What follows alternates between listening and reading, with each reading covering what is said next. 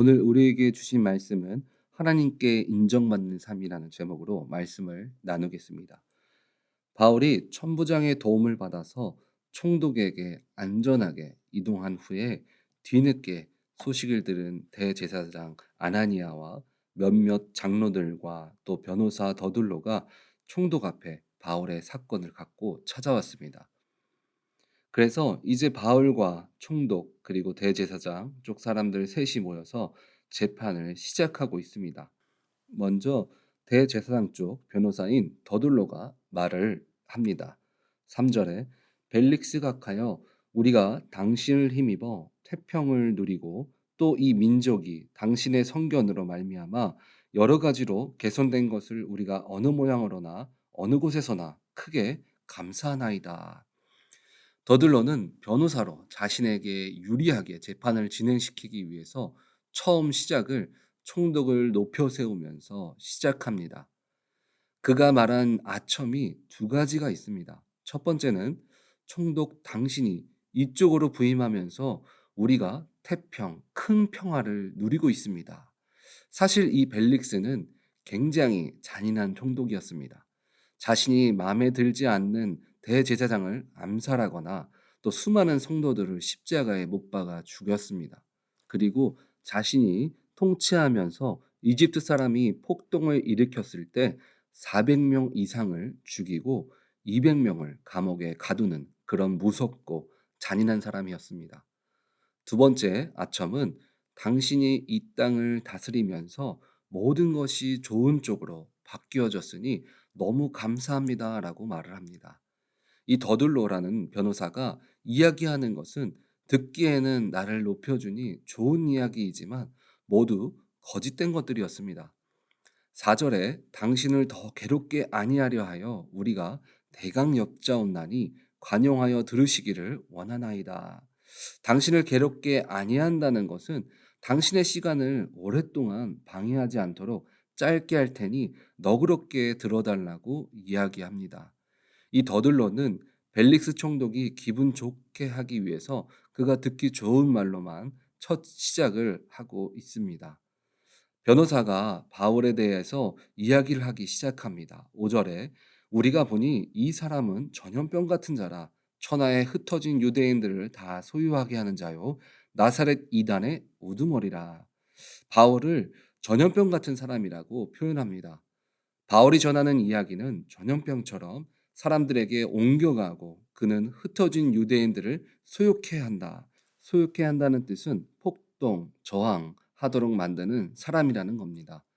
사실 총독에게 6절에서 말하는 성전을 더럽힌 것은 본인에게 큰 죄라고 여겨지지 않습니다. 하지만 소욕해 하는 것, 폭동을 만드는 것은 벨릭스에게 집중할 만한 이슈입니다. 그래서 이 변호사는 이 두 가지를 같이 이야기하고 있습니다. 많은 사람들이 세상에 인정을 받기 위해서 살아갑니다. 그래서 많은 돈을 벌고 지식을 쌓아갑니다.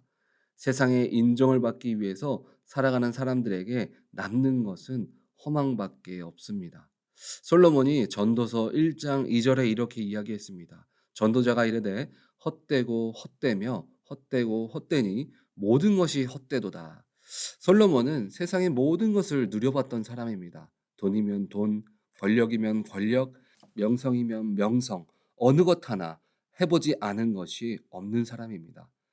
그의 결론은 세상을 향해 나아가는 것은 전도서 1장 14절에 이야기한 것처럼 내가 해 아래서 행하는 모든 일을 보았노라. 보라, 모두 다 헛되어 바람을 잡으려는 것이로다. 세상에 인정받으려고 하는 삶은 잡히지 않는 바람을 잡으려고 하는 것과 같다라고 이야기합니다. 요즘 TV에 나오는 연예인들이나 사람들을 보면 세상에 인정을 받기 위해서 치열하게 높은 경쟁 속에서 살아남기 위해 많은 노력을 합니다.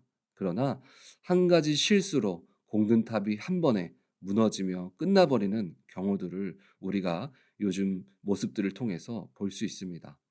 오늘 본문에 나오는 벨릭스 총독도 동일합니다. 당시에 그는 절대 권력자로 사람들에게 그의 좋은 업적으로 칭송받는 것이 아니었습니다. 사람들을 두렵게 하는 그의 위치 때문에 거짓 칭송을 받았습니다. 그가 거짓된 아첨을 몰랐을까요? 그는 사람들이 자신을 두려워하고 아부하는 그 모습들이 싫지만은 않았을 것입니다. 사람들이 세워줄 때마다 자기 만족에 빠져서 더 악하고 더 사람을 힘들게 했을 것입니다. 그러나 그런 칭송은 모두 진실이 아니었습니다. 그 자리에서 물러나면 없어질 먼지와 같은 칭송이었습니다. 하지만 하나님께 인정받는 삶은 다릅니다. 오늘 바울이 비록 사람으로 인해서 죄인의 자리에 앉아 있지만 하나님께서 인정받는 그의 삶의 결과는 무엇입니까?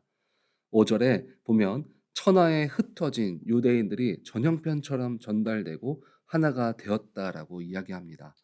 하나님께서 인정받는 사람이란 야고보서 2장 24절을 보면 따라서 사람이 의롭다는 인정을 받는 것은 행동으로 되는 것이지 믿음만으로 되는 것은 아닙니다. 믿음만 있어도 안 되고 행동만 있어도 안 됩니다. 믿음으로 행하며 살아갈 때 하나님께 인정받는 삶을 살아갈 수 있습니다. 성경의 요셉을 보면 그의 삶은 믿음과 행함이 함께하는 삶을 살았습니다. 그가 하나님 보시기에 그리고 사람 보기에도 성공하는 인생을 살았습니다. 하지만 성공을 향해 가는 그 과정은 평탄하지 않았습니다. 첫 시작은 아버지에게 인정받음으로 다른 형제들보다 더 좋은 옷을 입고 더 좋은 삶을 누렸습니다. 하지만 형제들의 질투로 애굽으로 팔려갔을 때는 노예의 신분으로 살아가야 했습니다. 그의 인생은 절망도 있고 마치 하나님께서 말씀해 주신 그 꿈에 한 걸음씩 가까이 가는 것처럼 기쁨을 누릴 때도 있었습니다. 노예로 갈 때만 해도 그는 절망 가운데 있었습니다. 그러나 그는 열심히 살았습니다. 하나님을 향한 믿음 하나로 그는 그의 삶이 하나님 앞에서 부끄럽지 않게 주어진 자리에서 최선을 다했습니다. 그렇게 노예임에도 주인의 모든 것을 관리하는 자리까지 올라가고 또 주인의 아내를 통해 고난을 받아 감옥 생활을 하면서도 끝까지 믿는 자로 삶을 내려놓지 않고 살아갔습니다. 그런 인생을 반복하면서도 그가 끝까지 놓지 않았던 것은 바로 믿음을 갖고 행동으로 살아가는 삶이었습니다. 인생은 마치 굴곡처럼 좋았다가 힘들었다가 슬프다가 행복하다가 합니다. 그런데 그 안에서 우리는 믿음으로 행하며 살아갈 때 변하지 않고 없어지지 않는 하나님의 사랑을 우리가 받게 됩니다. 여러분은 누구에게 인정을 받기 위해서 살아가시겠습니까? 이 땅에 없어질 것 때문에 고민하지 마십시오. 이 땅에 사라질 것 때문에 슬퍼하지 마십시오. 우리는 우리가 하나님께 인정받는 삶, 믿음으로 행하는 삶을 살 때 흑암에서 빛을 볼 수 있고 연약함 속에서 강건해지며 절망 가운데서 희망으로 우리는 살아갈 수 있습니다. 우리 오렌지 한인교회 식구들은 이 땅 가운데 하나님만 바라보며 믿음으로 행함으로 나아감을 통해서 주님께 인정받는 삶 되시기를 간절히 바랍니다. 아멘.